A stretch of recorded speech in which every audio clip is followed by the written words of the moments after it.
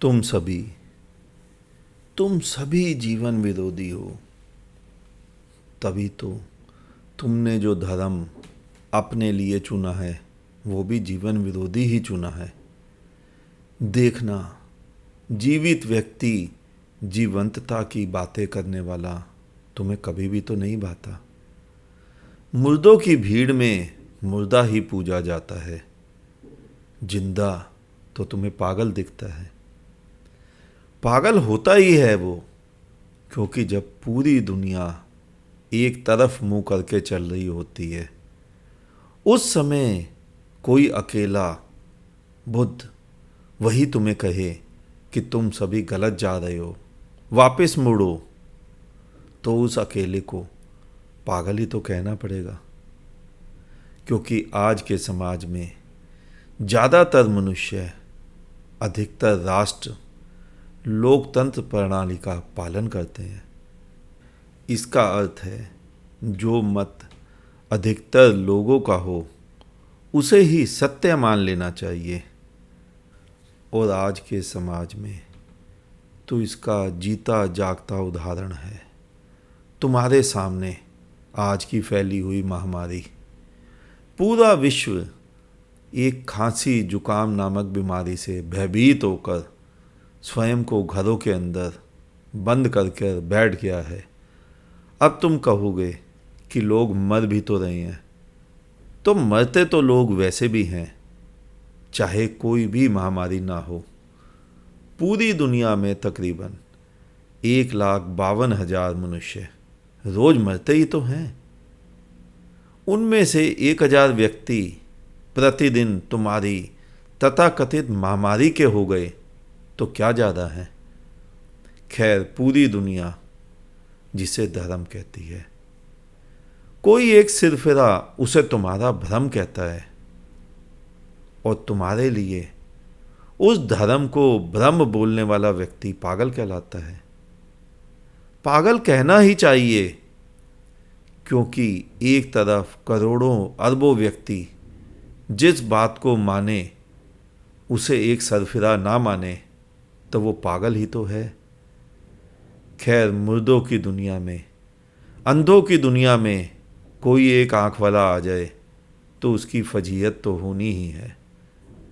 खैर, बुद्ध पुरुष फिर भी पागल होना स्वीकार कर लेते हैं, क्योंकि उन्हें भी ज्ञात है कि सही बात पर ना तो सोया व्यक्ति सहमति ही देगा और ना ही सोया सोया सही को सही ही कह पाएगा, क्योंकि उसे पता ही कैसे चलेगा कि यह बात सत्य है।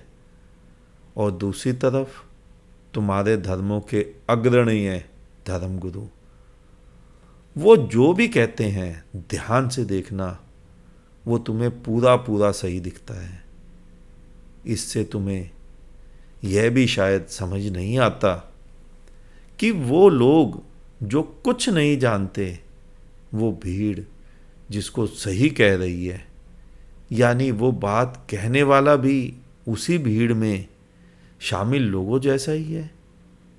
क्योंकि सोया हुआ व्यक्ति कैसे जागे हुए व्यक्ति को या उसकी बात को सही कह पाएगा।